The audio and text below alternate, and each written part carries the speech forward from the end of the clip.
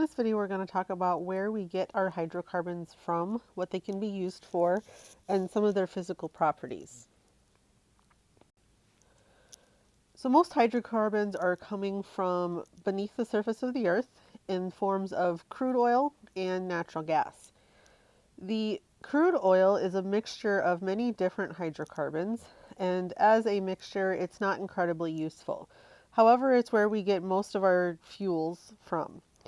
So the way we separate the crude oil into more useful forms is through a process called distillation.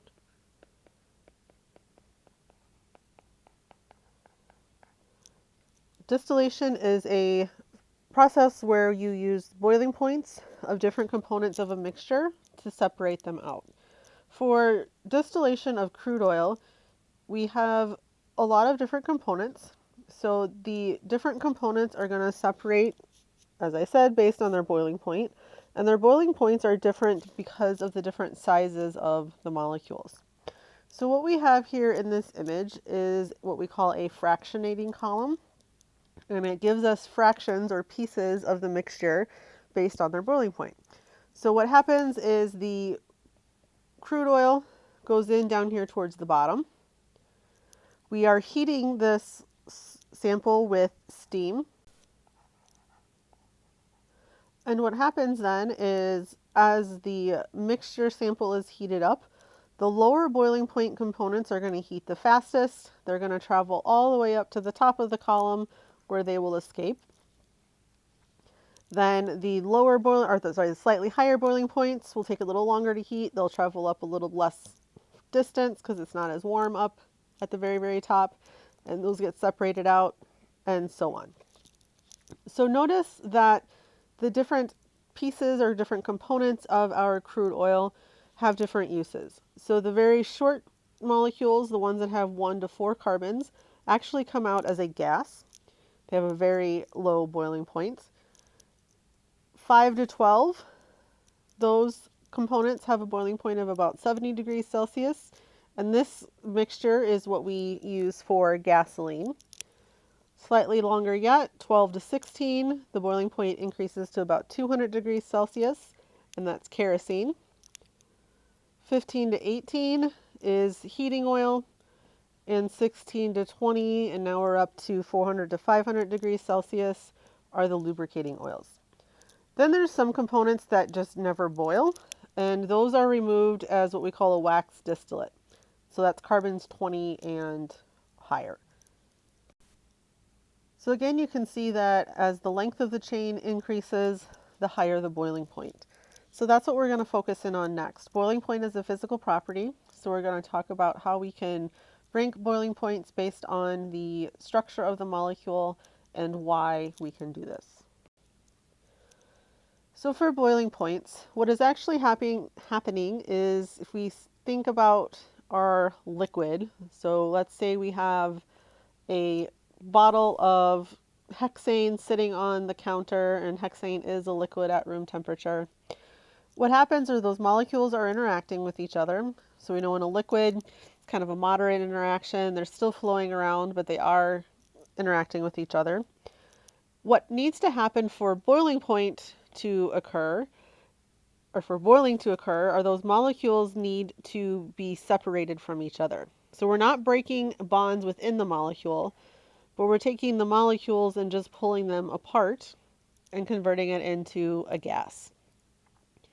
So in order to pull these molecules apart, it takes energy. That amount of energy depends on how much interaction there is to start. So the forces that are holding these molecules together are called London forces or dispersion forces. It's not a bond, it's just an attraction between the molecules. The bigger the molecules or the more surface area it has, the higher the boiling point is going to be.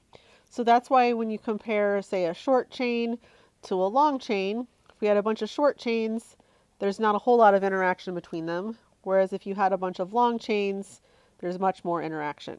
So lower boiling point for small molecules, higher boiling point for bigger molecules. So if we look at the purple line in this graph over here on the left, the unbranched alkanes. So short chain versus long chain. So you can see a chain of 4, boiling point about 0, whereas 10 is up to close to 180.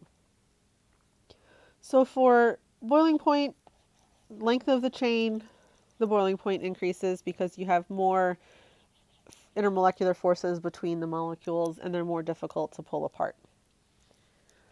We can also compare this to branched. So if we compare the purple to the teal line in this graph, here we have 5 carbons unbranched, boiling point of about 40. Still have 5 carbons, but now it's branched. So pentane versus methylbutane, and the boiling point slightly decreases. And this is for the same reasons as shorter versus longer. So if I take several of the pentanes and stack them together, I can stack them together pretty easily. But if I try to stack these branched molecules, it's much more difficult to stack them. So the forces between them are weaker.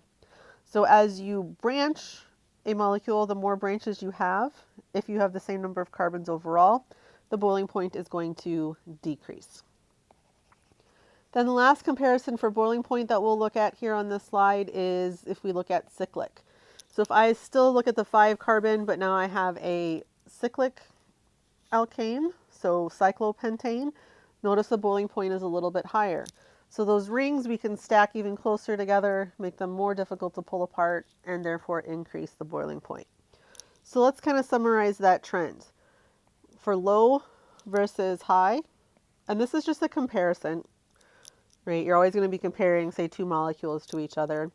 Short chain is lower than a longer chain.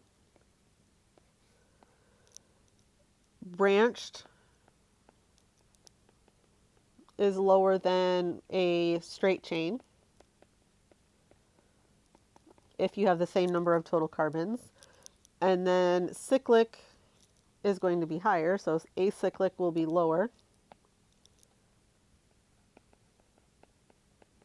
than the cyclic.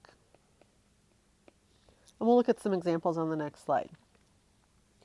A few other physical properties, solubility and density. So solubility, these are hydrocarbons, they're very nonpolar. And as we know, nonpolar things do not dissolve or mix with polar things such as water. So we're going to say for solubility, the hydrocarbons are not soluble in water, they're insoluble.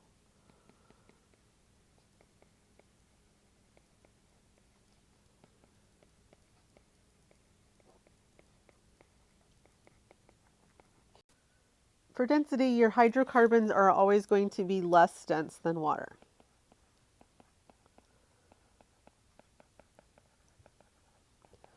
So for example, if you ever get water in a gas tank, it's not good for the engine that it's going to try to run, the water that you need to remove is going to be on the bottom. And the gasoline, which is less dense, the hydrocarbon, will be on the top. So here's a few example problems. We've got 3 different sets of molecules. So here's set 1, set 2, and set 3. We're going to rank the boiling points from highest to lowest and also decide which of them will be the least soluble in water. So for the first set, the difference between the 3 molecules is their length. They're all linear chains, but in the first molecule we have 6 carbons. In the second we have 10, and the third 7. So the lowest boiling point will be the biggest chain, and the highest boiling point will be the smallest chain. The second set of molecules, we have the same number of carbons in each, which is 8, and the difference here is branching. So the middle molecule is not branched. It's going to have the highest boiling point.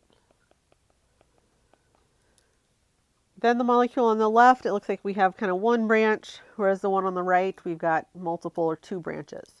So the more branches, the lower the boiling point.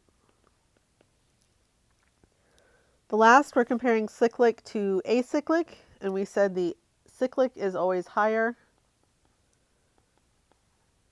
and the acyclic will be lower.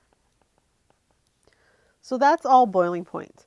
For solubility, we didn't talk about solubility with respect to ranking on the previous slide, but it's going to be kind of similar.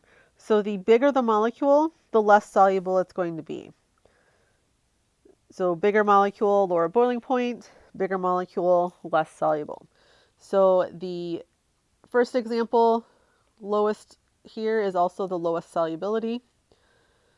For branching, it's the same thing. So lowest solubility, and as well for cyclic versus acyclic.